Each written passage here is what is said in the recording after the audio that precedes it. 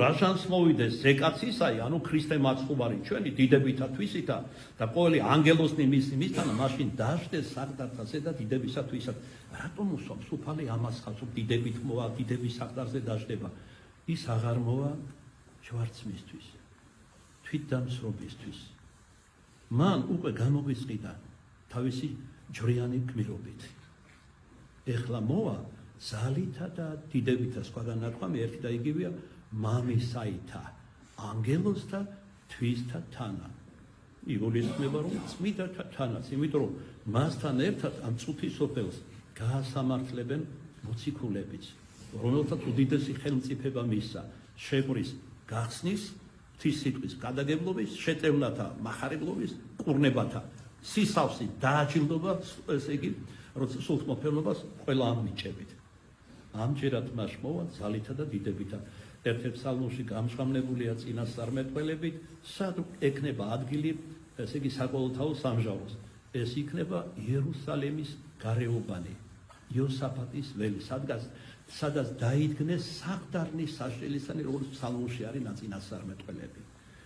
ეხლა ადამიანურად გავზომოთ ყველაფერს, როგორ შეიძლება რომ ამდენი ადამიანი ყველა აღსგება მკვდრეთი ცოცხლები გარდაისახებენ და ეტიოს. ლავრენტი ჩერნიგოვის ენუქმა, ელიამ და იოანე ღვთისმეტყველმა გაუმჟღავნეს, რომ ესე იგი რამდენიც არ უნდა აღსგეს და ყველა აღსგება უკლებლი, ვინც კი ყოფილა აქ და ვის დახვდება ცოცხლ გარდაისახება, ყველა უკლებრივ დაეტევა შედარებას აკეთებს ნემსის ყუნწზე.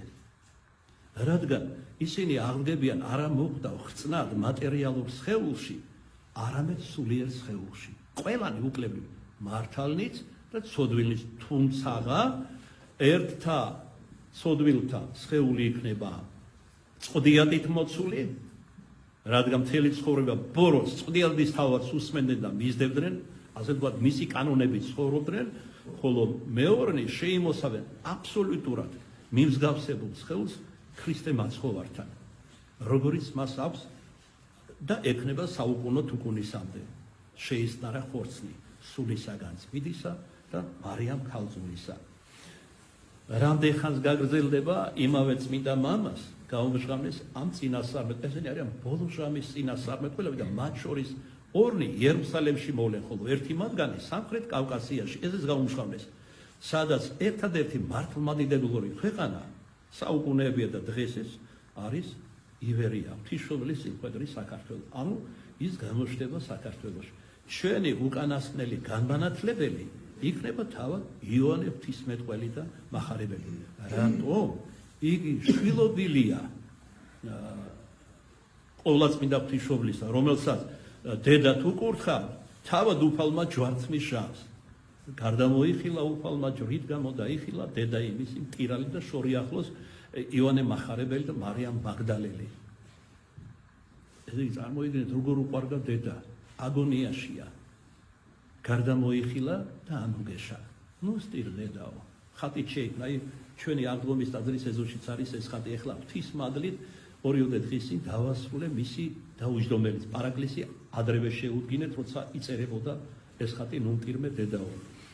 და ვექნება სიხარული, რომ ერთ-ერთი მორიგი დაუჯდომელი გარდავიხატოთ აღდგომის ტაძრის ეზოში ამ წმინდა ხატის წინაშე. მას ჯვარცმულმა უფალმა ანუგეშა, ვიდრე სულ შეაბარებდა სეციო მამას, ანუგეშა დედა ითვისი. ხოლო იოანეს დიდი სიყვარულისა და ერთგულების გამო ისეთი ნიჭიმისა, რომელიც არავისთვის არ უბოძებია უფალს, აშვილა თავის ყოვლადწმინდა დედას. ამიტომ არ არის შემთხვევითი, რომ უკანასკნელ ჟამს თავის წილხვედრ ქვეყანაში არა რომელიმე სხვა მოციქულსა თუ მახარებელს მოავლეს, არამედ იოანე ღვთისმეტყველსა და მახარებელს.